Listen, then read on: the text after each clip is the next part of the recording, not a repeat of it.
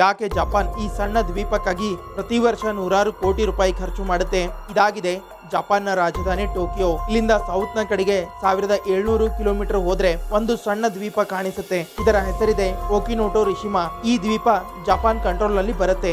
ಮತ್ತೆ ಇದರ ಸುತ್ತಮುತ್ತಲೂ ಜಪಾನ್ ಕಲ್ಲಿನ ಗೋಡೆ ನಿರ್ಮಾಣ ಮಾಡಿದೆ. ಎಷ್ಟೇ ಖರ್ಚಾದ್ರೂ ಪರವಾಗಿಲ್ಲ, ಆದ್ರೆ ಜಪಾನ್ ಇದನ್ನ ಮುಳುಗಡೆ ಆಗಲು ಬಿಡೋದಿಲ್ಲ, ರಕ್ಷಣೆ ಮಾಡ್ತಾ ಇರುತ್ತೆ.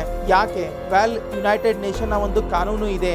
ಯಾವುದೇ ಒಂದು ದೇಶದಿಂದ 370 ಕಿಲೋಮೀಟರ್ ದೂರ ಇರುವ ಸಮುದ್ರದ ಭಾಗ ಆ ದೇಶದ ಎಕ್ಸ್ಕ್ಲೂಸಿವ್ ಎಕನಾಮಿಕ್ ಝೋನ್ ಆಗಿರುತ್ತೆ. ಅಂದ್ರೆ ಇಷ್ಟು ದೂರ ಇರುವ ಮೀನು ಮತ್ತೆ ಸಮುದ್ರದಲ್ಲಿನ ಖನಿಜ ಸಂಪನ್ಮೂಲಗಳ ಮೇಲೆ ಕೇವಲ ಆ ದೇಶದ ಅಧಿಕಾರ ಇರುತ್ತೆ. ಅದನ್ನ ಬಿಟ್ಟು ಯಾವುದೇ ದೇಶ ಅಲ್ಲಿ ಬರೋ ಹಾಗೆ ಇಲ್ಲ, ಏಕೆಂದ್ರೆ ಈ ದ್ವೀಪ ಜಪಾನ್ಗೆ ಸಂಬಂಧಪಟ್ಟಿದೆ. ಮತ್ತೆ ಇದರ ಸುತ್ತಮುತ್ತ 370 ಕಿಲೋಮೀಟರ್ ದೂರ ಇರುವ ಸ್ಥಳ ಕೂಡ ಜಪಾನ್ಗೆ ಸೇರಿದೆ. ಒಂದ್ ವೇಳೆ ಇದು ಮುಳುಗಡೆ ಆದ್ರೆ ಜಪಾನ್ ಈ ಪೂರ್ತಿ ಕ್ಷೇತ್ರದ ಮೇಲಿನಿಂದ ನಿಯಂತ್ರಣ ಕಳೆದುಕೊಳ್ಳುತ್ತೆ. ಇಂತಹ ಫ್ಯಾಕ್ಟ್ ವಿಡಿಯೋ ನೋಡಲು ಚಾನಲ್ ಅನ್ನು ಸಬ್ಸ್ಕ್ರೈಬ್ ಮಾಡಿ, ಹಾಗೆ ನಮ್ಮನ್ನು ಫಾಲೋ ಮಾಡಿ, ಸಪೋರ್ಟ್ ಮಾಡಿ.